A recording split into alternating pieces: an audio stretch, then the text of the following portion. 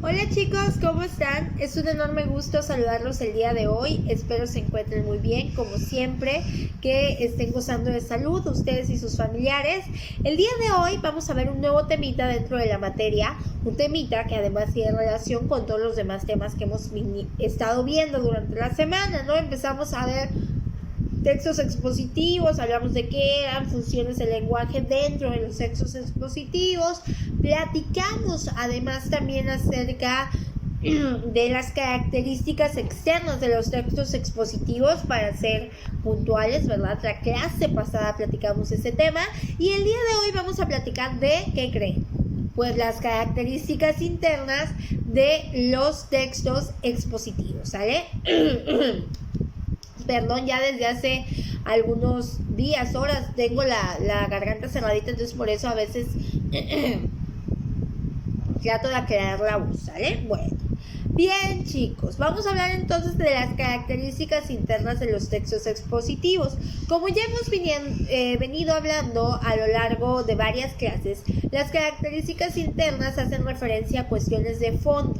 Esas características las podemos notar o estudiar una vez que hayamos estudiado, leído el contenido de un texto expositivo. Vamos a hablar de tres características medulares, funcionales, de los textos expositivos. La primera, vamos a hablar del lenguaje, que es parte fundamental de un texto expositivo. En segunda medida, vamos a hablar de los prototipos o formas discursivas de los textos expositivos y en tercera medida de los conectores.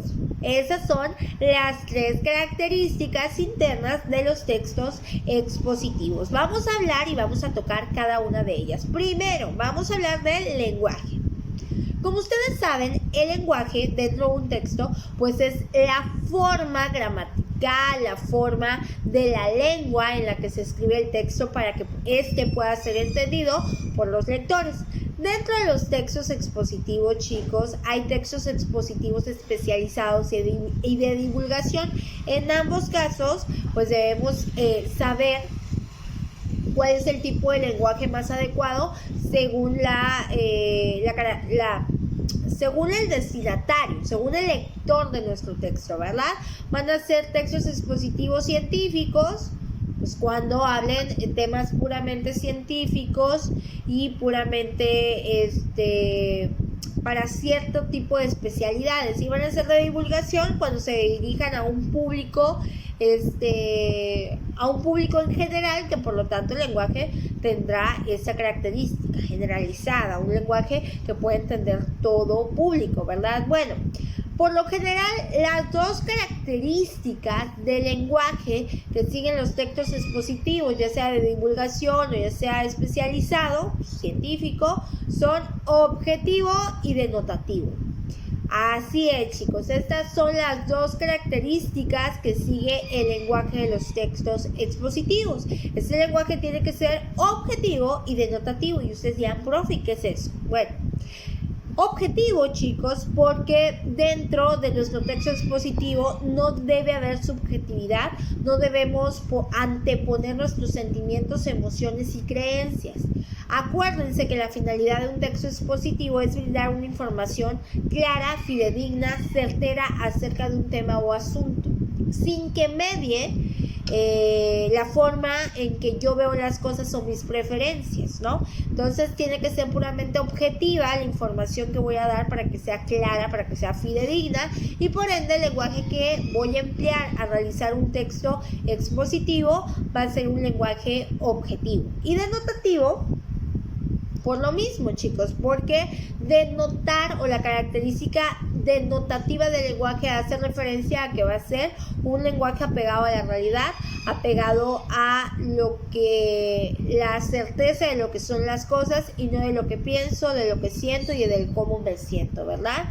Generalmente el lenguaje de los textos expositivos va a indicar, va a anunciar, va a expresar, va a referirse directamente pues a un hecho, a un dato, aunque en conclusión todas estas acciones de indicar, referirse a un hecho o dato debe ser con la objetividad que requiere la información. Por ejemplo, chicos, cuando escuchamos noticias o cuando leemos información acerca de la vacuna del COVID, por ejemplo, del COVID, ¿no?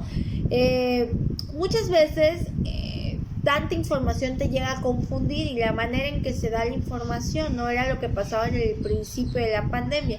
¿Qué es lo importante? Lo importante es ser objetivo, claro, al momento de dar una información, porque estás exponiendo datos. Entonces, para que esa información llegue de manera correcta a nuestro lector, pues necesitamos ser objetivos en lo que decimos dentro de nuestro lenguaje, porque pues acuérdense que la función principal de los textos expositivos es precisamente transmitir una información precisa de un asunto o un tema, ¿no?